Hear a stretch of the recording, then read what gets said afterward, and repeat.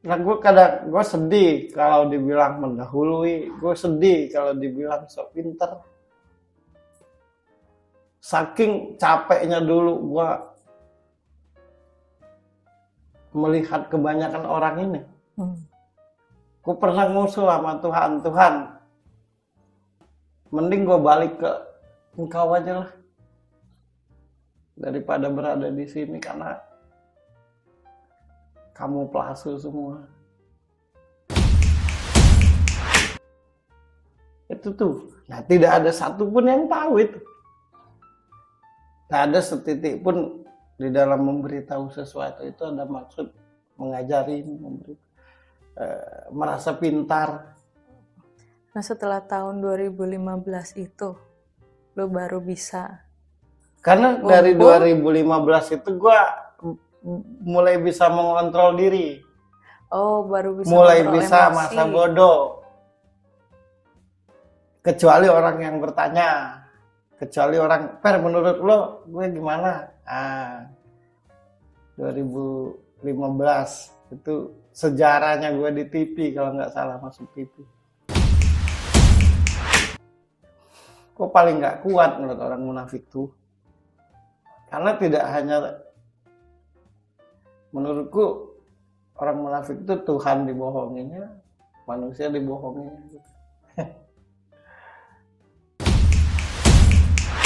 Di posisiku ini kan pernah dikatakan sesat, pernah dikatakan stres, pernah dikatakan dukun, pernah dikatakan sok tahu.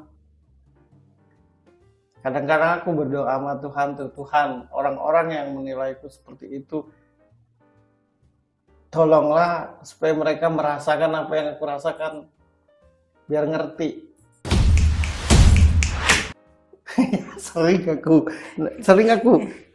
Jadi kalau di sejadah itu bukan berarti so alim ya, karena Islam. Senakal-nakalnya aku, ya aku pasti sholat lah. Nah kalau sholat itu, sholatnya 5 menit, nangisnya 3 jam di sejadah tuh. Hanya karena nggak ngerti apa yang dialami ini, kok gue bisa ngerasain apa yang dirasakan orang, kok gue bisa ngerti ini itu. Benar nggak sih gitu? Sakingnya lo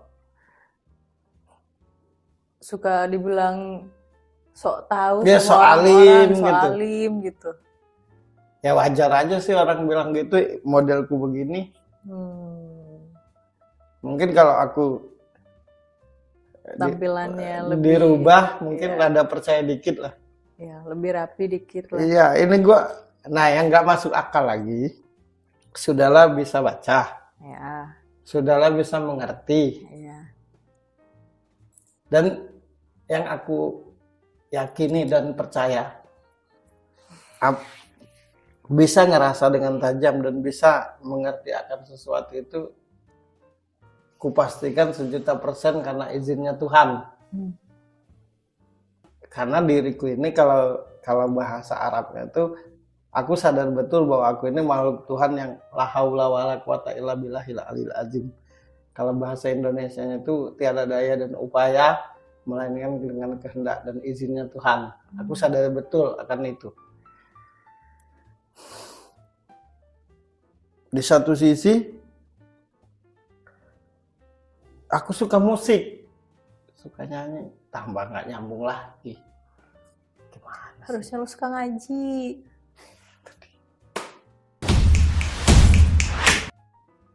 Semakin aku mengerti akan seseorang tuh, semakin ada rasa keterpanggilan untuk memberitahunya. Paham nggak? Iya. Lu pengen nolong gitu kan? Ya karena tahu. Nggak cuma kalau diberitahu nanti dianggap mendahului Tuhan. Dianggap sok tahu, jadi perang. Satu sisi pengen nolongin, satu sisi nanti takut dinilai. Makanya kan kemarin ya? kita bikin podcast itu kan aku ngomong, kalau merasa ada yang tidak percaya dengan aku bisa baca, ketemu aku dong. Bukan untuk jago-jagoan gitu. Iya. Biar bisa dipastikan emang bisa baca atau enggak gitu. Karena aku ini malu kalau jadi hebat, jadi kaya tuh. Karena sebuah kebohongan gitu. Ya jadi sampai detik ini, karena tidak ada jawaban yang kutemukan kenapa aku bisa baca, udah kusimpulkan aja bahwa ini karunia Allah. Udah gitu aja. Karena gue mau bertanya ke siapa? Kalaupun bertanya, bukannya jawab, malah gurui, malah marah, malah. Kan kebanyakan, benar nggak? Ketika lo punya masalah, dan lo ingin bertanya, bukan dikasih jalan keluar kan? Malah dimarahin kadang. Betul. Betul. Ya kita tahu kita salah, makanya kita bertanya biar nggak salah kan. Iya. Tapi yang ada diguruin, dimarahin, Dimarahin, diponis. divonis. Kayak gini, kayak berbicara tentang keyakinan. Aku tidak nanya ke siapa-siapa, tapi menurutku tiap orang ya punya keyakinan masing-masing gitu. Dan kita tidak bisa saling paksakan dengan keyakinan itu. Menurut pemahamanku, bukan karena aku bertanya ke siapa. Soal salah dan benar, yaitu nanti tanggung jawab dia dengan Tuhan. Nah, kecuali kalau lo bertanya misalnya, Mas Bro, Islam itu seperti apa sih? Nah, aku baru punya hak untuk menjelaskan. Nah, itu pemikiranku gitu. Tapi kalau aku harus mengguruimu karena keyakinanmu, menyalahkanmu karena keyakinanmu, menurutku itu salah. Karena setiap orang itu punya hak untuk keyakinan. Itu bukan hal yang harus disebabkan. Iya. Datang dengan sendirinya. Betul. Nah itu juga menurut pemikiranku. Nah kadang aku, kenapa aku ngerti ya, benar gak sih gitu dulu tuh. Itu tuh ngerti sendiri langsung. Ya cuma kan selama dari 2017 nih Iya. sampai hari ini, ada nggak yang nggak masuk akal yang ngomong? Gak ada. Itu dia. Nggak ada pertanyaan yang gak bisa dijawab, artinya bukan asal jawab ya. Tapi yang dijawabnya tuh masuk akal. Bisa dicerna gitu sama gua pribadi. Makanya ya gue bisa berubah. Maksudnya gue bisa mengerti akan permasalahan gue jadi punya solusi. Dan setelah gue punya solusi, tidak semua orang yang sudah punya solusi akan permasalahannya itu berani ngambil sikap. Nah penjelasan Mas Bro ini akhirnya bikin gue yang udah punya solusi berani buat ngambil sikap gitu. Kayak kondisi waktu itu lu bilang hidup itu harus punya identitas. Gue di posisi yang gue punya hubungan sama pacar gue dan udah ngambang, udah tahu nih harus putus, udah nggak bisa lagi. Tapi nggak punya keberanian gitu. Kayaknya nggak ada, kalau di hakim tuh kayak nggak ketok palu gitu. Nah, Ya. denger omongan yang cuma sependek itu bikin oke. Emang nggak jelas hubungan gue putus aja. Itu yang gue rasain gitu. Nah kayaknya banyak banget di luar sana yang merasakan apa yang gue rasain dulu gitu. Nah yang lebih nggak masuk akal lagi tuh kalau di logika kan adalah misalkan ketika lo misalkan Mas Bro, ya gue ini punya pacar. Nah gue tuh langsung tahu pacarmu tuh gini. Padahal lo belum ngomong siapa orang. Iya. Nah gue bingung. Kok kok gue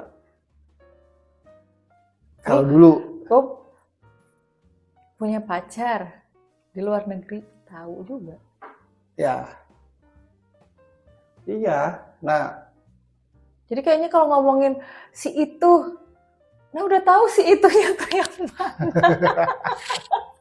Si itu, si itu udah tahu si itu yang dimaksud tuh yang mana tuh sudah pokoknya tahu gitu. pokoknya merasakan hal seperti ini 3 tahun berperang dengan diri sendiri. Bahkan gue pada saat belum bisa terima apa yang gue alami ini,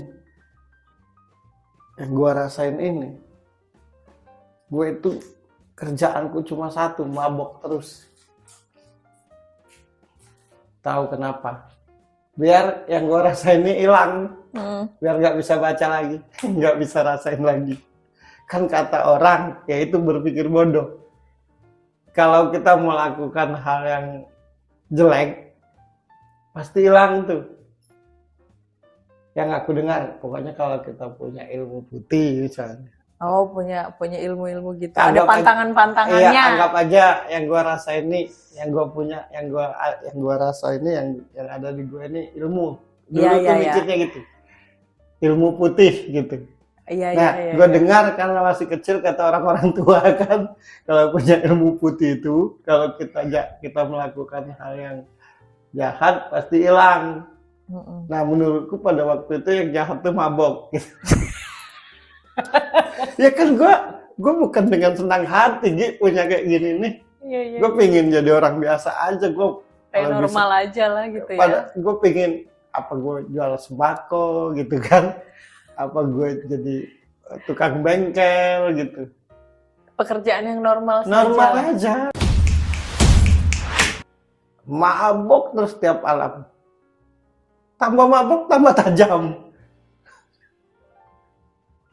Sampai suatu hari ketemu bapaknya Ibong Terus? itu orang yang membuat akhirnya gue yakin lah dengan apa yang ada di diri gue.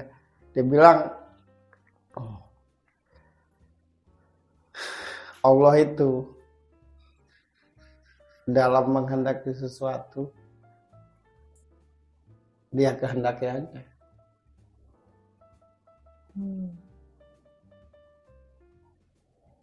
Dan menurutku apa yang ada di dirimu itu karunia Tuhan yang tidak semua orang bisa.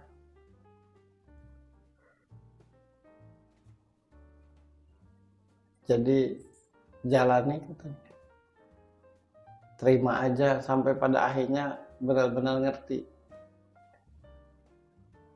Ya, pertama nggak terimanya itu karena ini apa. Yang kedua gue kan nakal gitu. Masa mau benarin orang? Kebanyakan orang yang benarin orang itu kan orang yang baik gitu. Nah gue suka berantem suka. Dan yang lebih nggak masuk akal lagi nih. Ya gue kalau sholat ya sholat aja. Dah. Kalau puasa ya puasa. Normal aja. Normal gitu nggak ada. Ya nggak ada. Coba lo selama berteman sama gue ada hal aneh-aneh nggak? Nggak ada, biasa aja. Gue ketemu, yalah, sering. Bukan sering lagi ketemu. Tiap hari ketemu. Nggak ada yang janggal gitu, yang nggak ada sama sekali. Biasa aja. Ngeband. Nah itu doang. Terus satu lagi. Ngeband juga nggak janggal.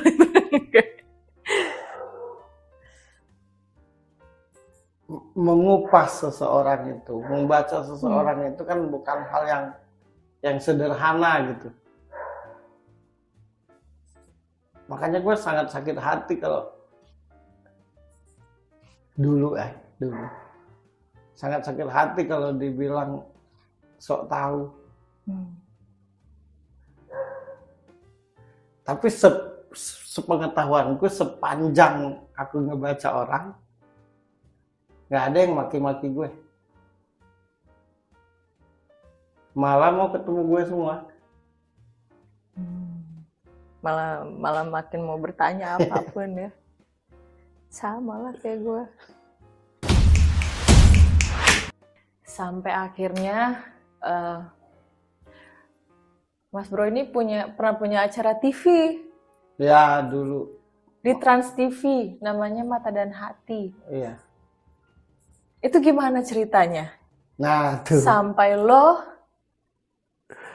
punya kesempatan buat punya acara TV, itu acara lo. Iya. Ceritanya gimana? Ada teman. Nggak usah gue sebutin orangnya. Ya. Jadi dia apapun curhat ke gue.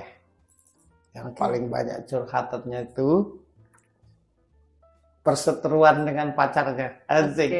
Putus nyambung, nggak udah. Oke. Kalau putus atau ribut nanya ke gue, baik pacar, baik dia maupun ceweknya. Nanti ceweknya yang curhat ke gue. Ganti-gantian lah. Yang lucu lagi, kalau nggak salah dia gue bantu nyusun skripsi coba. Padahal lo kuliah juga? Enggak. Apa jurusan apa dia? Waktu itu jurusan? Broadcast. Oke. Per, menurut lo kalau gue begini-gini, oh begini aja. Gue ngerti aja gitu. Tapi dia terima. Ya. Lulus dia di broadcast. Nah, 1-2 tahun nggak ketemu dengan dia. Di mana orangnya? Suatu hari dia nelpon gue, Per lo masih bisa baca nggak? Lucu kan? Masih bisa baca nggak? Iya. Terus? Masih lah. Mau nggak Per lo masuk TV? Oh, ngapain gue masuk TV? Ya baca orang lah. Ah, nggak mau lah, aku bilang. Loh kenapa nggak mau? Gue takut bongkar aib orang nanti nih. Ya nggak usah, Per, yang umum aja. Karena gue nggak terbiasa. Rata-rata selama ini kalau orang ketemu gue itu berdua aja atau bertiga. Oh, lu nggak biasa menjelaskan itu banyak orang ya? Iya, di halayak ramai itu nggak biasa. Nah pada waktu itu gue disuruh baca salah satu artis, Ashanty. Ashanty. Istrinya Anang. Sampai Ashanty kalau nggak salah itu di late night show. Oke. Boleh nggak gua bawa balik orang ini? Itu pertama kali lo baca artis di TV? Ya. Ashanty. Okay.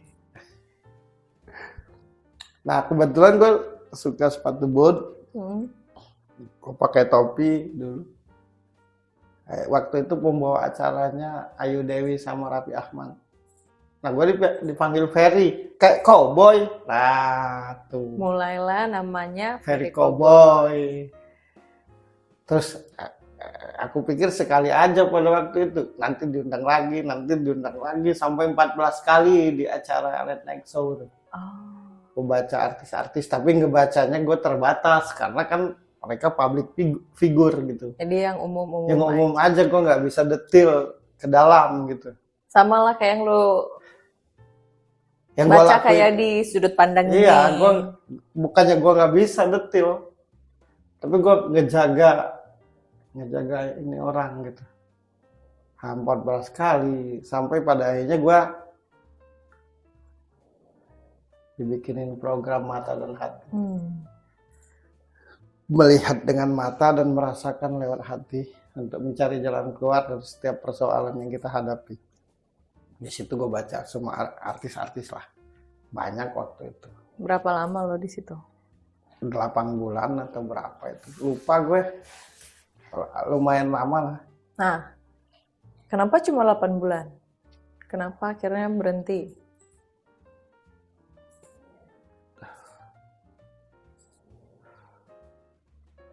Ya gue merasa nggak sesuai dengan yang gue bisa.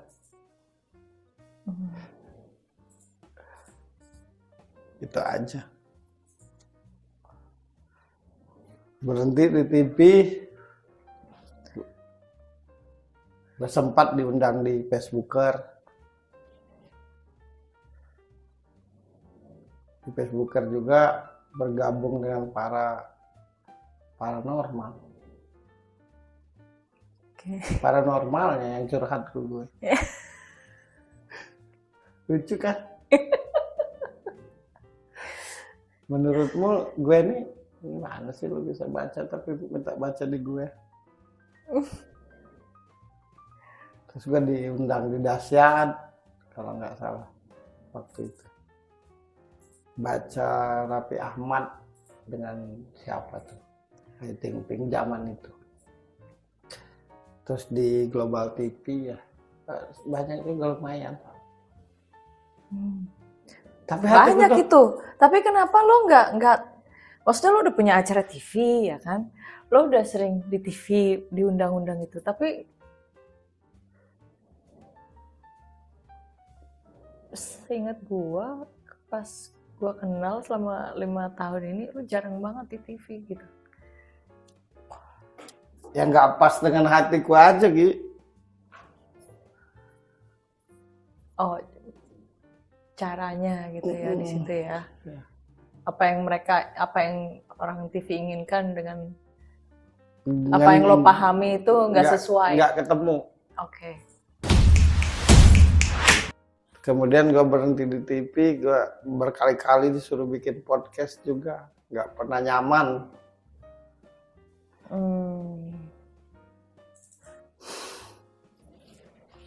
Sampai akhirnya bikin sudut pandang. Nah, ini kayaknya baru rumahku di sini. Setelah keliling ya. Ya karena gini, kenapa bikin sudut pandang ini? Menurutku cuma 3 orang yang paham gue. Lo, Dian, Idris. Karena gue banyak banget disebut penelawang, disebut paranormal, disebut multi consulting, disebut cenayang, pokoknya banyak judul gue. Padahal yang benar itu gue bisa merasakan. Dengan bisa merasakan gue bisa tahu orang. Itu aja. Makanya kan ketajaman rasa. Dalam hatiku yang benar yang mana aku? Aku sendiri tidak tahu.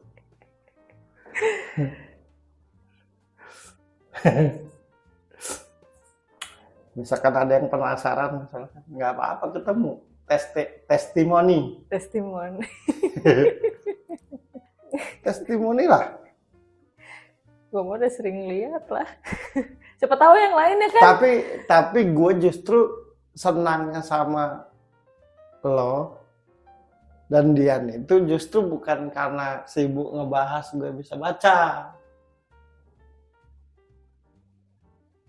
Iya emang. Kalau kalian berdua ini lebih identik menilai gue ini cerdas. Iya. Ya itu tadi gue tuh nggak asing gitu sama orang yang punya kemampuan itu. Dan gue percaya gitu ada orang yang punya kemampuan seperti itu. Tapi nggak ada yang ya ampun, detail banget kalau misalkan ngobrol berdua ya. Kalau ngobrol langsung ketemu gitu. Detail. Bisa, ya ampun detail banget. Sampai kadang-kadang, emang gue kayak gitu? Sakingnya. Gue tidak sadar dengan diri gue. Dan gue pada waktu di TV banyak juga berantem sama artis.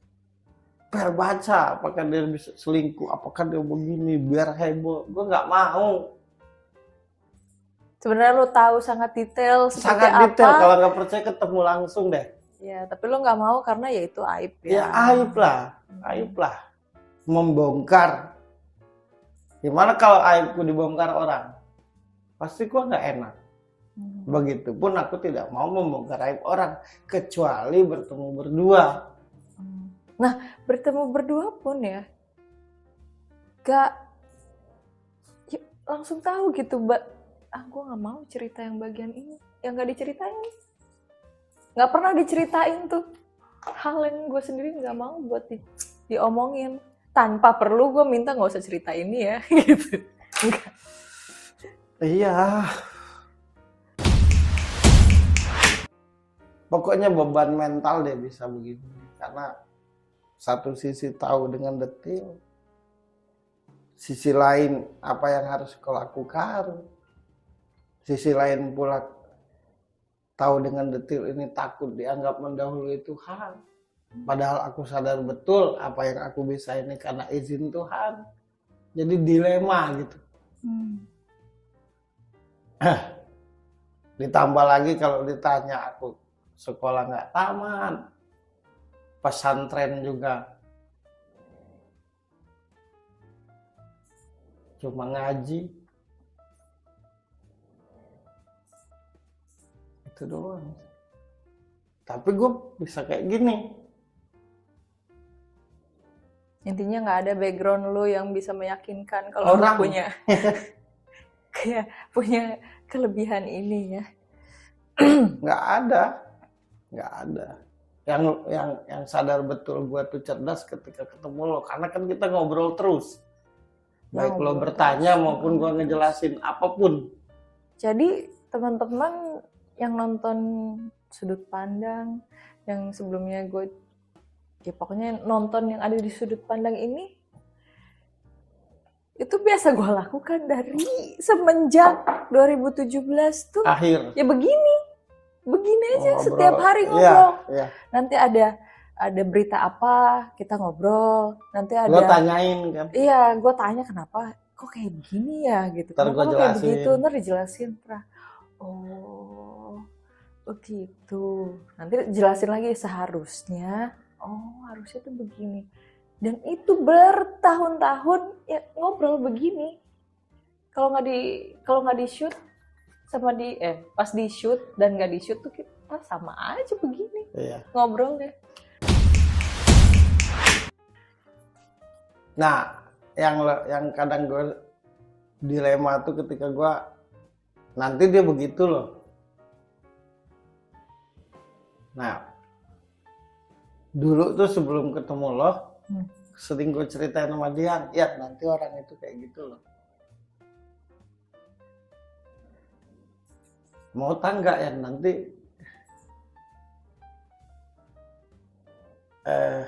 yang nyalon presiden itu ini gitu. Dulu tuh tanya dia. Ya, yang lebih hebat lagi,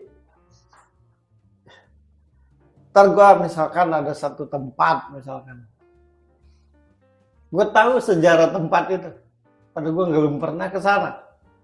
Ntar gue tanya ke dia tempat itu dulu begini-begini, ya betul. Nah gitu, itu yang paling gue takut, paling gue ngeri gitu. Maksudnya gimana yang menyikapi itu ya? Gue nggak pernah lo cerita seterbuka ini. Iya, nggak pernah.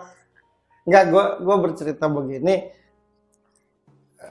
Tujuannya tuh adalah ketika bikin sudut pandang ini punya dasar yang kuat gitu.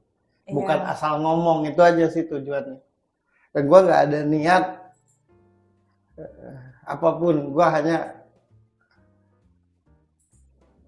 gimana supaya terutama Indonesia nih jadi damai, jadi akur. Intinya ya dengan lo aja gue suka cerita, Gi, nanti iya. Gitu ya. Banyak deh yang diceritain, nanti begini, nanti begitu. Bahkan lo pernah ngomong, lo bahaya Mas Bro kalau diketahui orang. Ya, memang. Dicari orang, kata dia. Lo kan pernah ngomong gitu. Sebenarnya emang dicari orang. Sebenarnya gue nggak mau bikin sudut pandang nih, sejujurnya cuma karena kesal, pusing.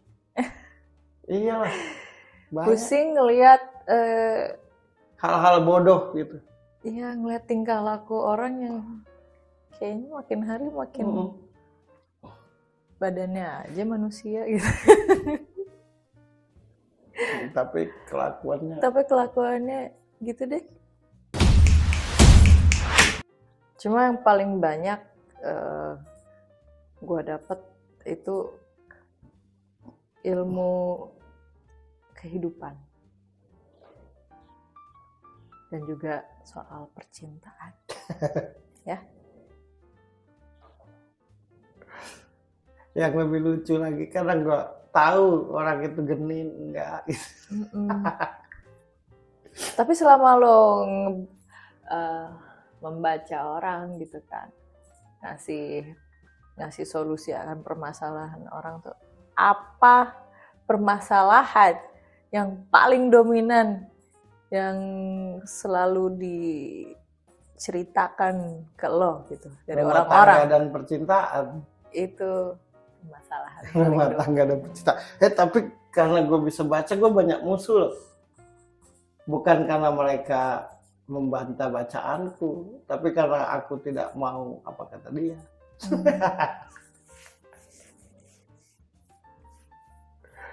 Ya gue pun karena sering bertanya ya kan, karena intensnya gue bertanya gitu, jadi sering ketemu, jadi berteman dan akrab sampai sekarang. Dipikir gue dibodoh-bodohin.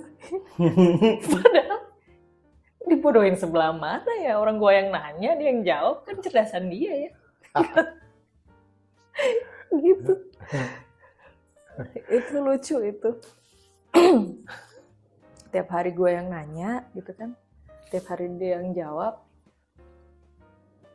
nah gue yang dibilang dibodoh-bodohin.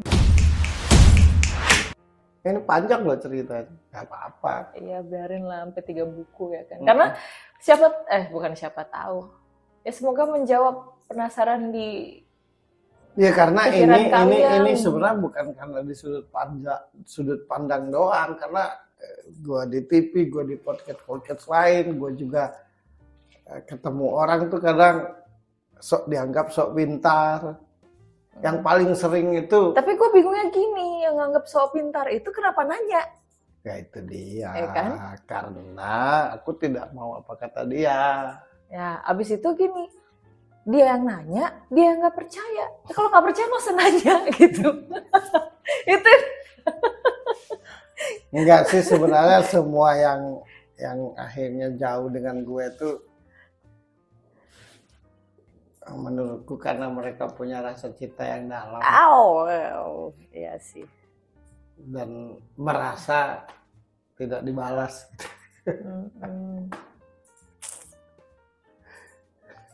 Iya. Nggak ikutan deh kalau bagian itu. Nggak ikutan. Ya gue pokoknya dari aku bisa berpikir sampai hari ini, pertama gue nggak belajar bisa baca itu, tahu-tahu ada. Yang kedua, apapun yang gue mengerti itu gue tidak pernah tanya ke siapapun, tahu-tahu ngerti aja. Nah, banyak hal-hal ajaib yang terjadi sih sebenarnya kalau mau diceritain semua. Ya udah.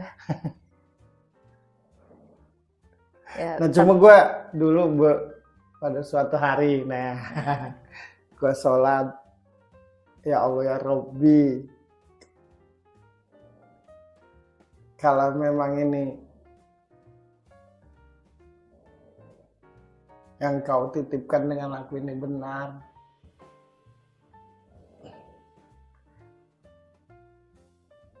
tuntun dan bimbinglah aku dari setiap niat, ucap, dan tingkah lakuku. Sebisa mungkin gue akan bawa manfaat. Tapi satu permintaanku, aku ingin main band, aku ingin nyanyi gitu.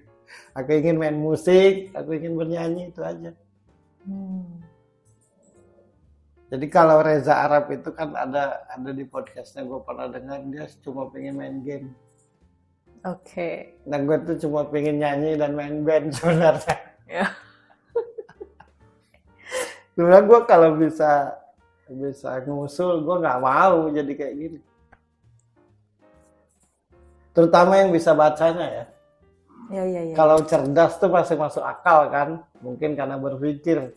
Yang bisa baca itu yang gue takut, karena disampaikan salah.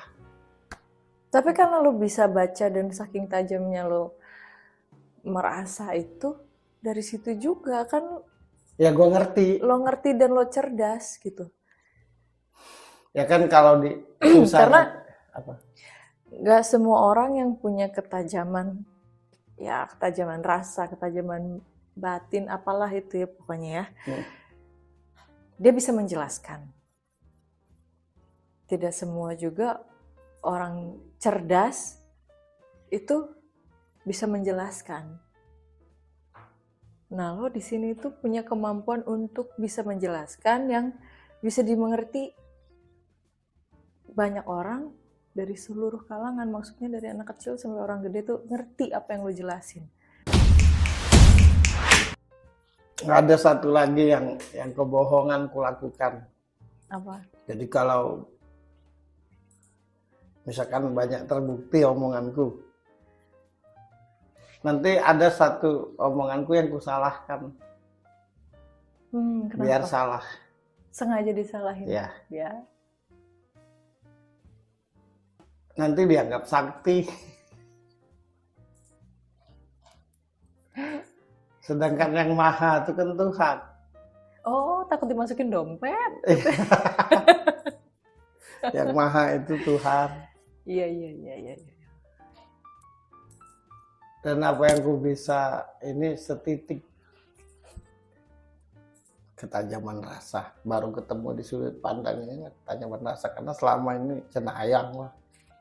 Dan yang menyakitkan itu, tapi harus ditelan ketika dianggap paranormal, ketika dianggap dukun, ketika dianggap cenayang, atau apapun itu, dipandang sebelah mata itu. Yang lebih lucunya lagi, dipandang sebelah mata, dianggap sesat, bahkan pernah dianggap kafir.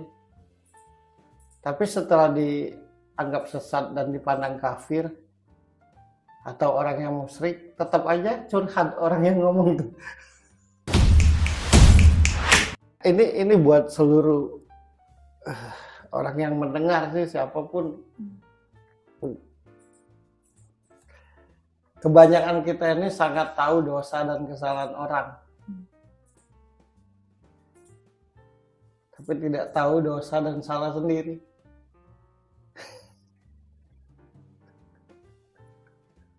Kenapa sekarang ini banyak banget yang saling salah dan menyalahkan?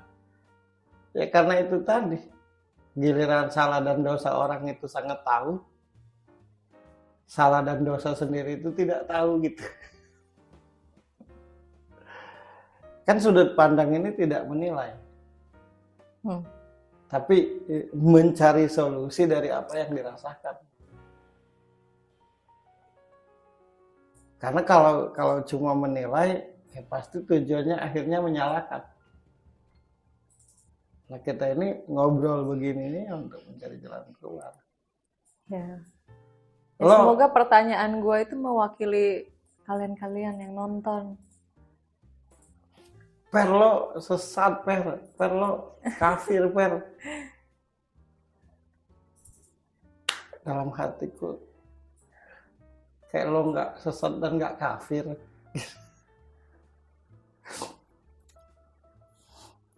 Ada lagi yang gue efek dari yang kurasakan sih.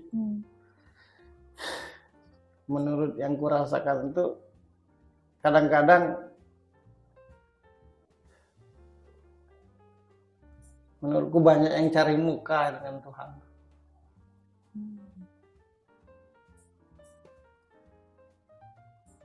Padahal hatinya itu tidak seperti itu sebenarnya ke Tuhan.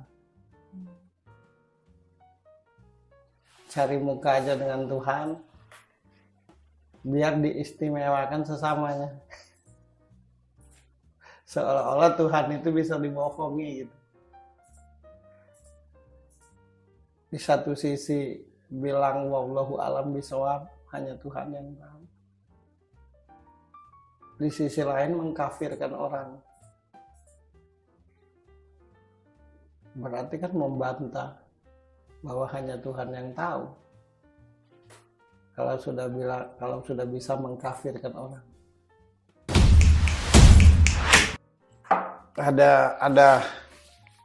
Ada seorang pelacur dan ada seorang yang istimewa.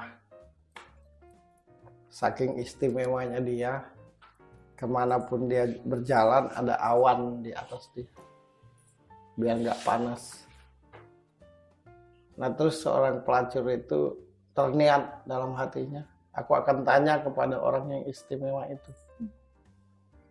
Siapa tahu dari mulutnya akan ada jalan biar aku tidak jadi pelacur lagi. Terus yang istimewa itu dalam hatinya, kamu pelacur neraka. Dalam hatinya. Kemudian sudah begitu dulu dalam hatinya. Kemudian sang pelacur itu datang ke orang yang istimewa.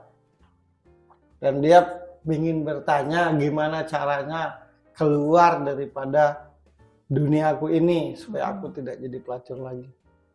Terus yang istimewa itu bilang, kafir kamu neraka. Belum selesai dia ngomong, awan itu pindah ke atas pelacur. Artinya siapapun yang mengerti, siapapun yang paham akan sesuatu, siapapun yang mengerti akan sesuatu, siapapun yang alim, tugasnya adalah menyampaikan, bukan menyalahkan, bukan memvonis.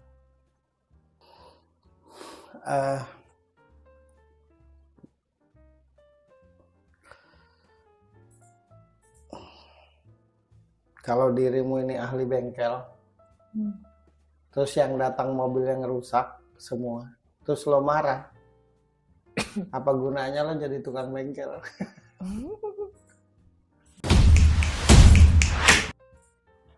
Nah, yang gue paham itu kayak gitu, jadi makanya lahirlah sudut pandang. Tujuannya tuh untuk itu. Siapa tahu bisa dapat pelajaran. Iya. Bagi yang mendengar, bagi yang kita ngobrol kan. Iya. Siapa tahu ada ngalamin permasalahan yang sama kayak yang kita bahas di sudut pandang ini. Nggak cuma yang orang yang kita angkat namanya, tapi yang dengerin, yang nonton juga mendapat pelajaran gitu. Ya, semoga sudut pandang ini bermanfaat. Semoga sudut pandang ini salah satu konten yang mengedukasi. Yap. Semoga sudut pandang ini salah satu konten yang dijadikan tempat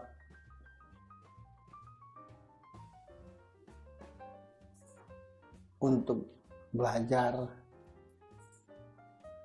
Semoga sudut pandang ini menyejukkan.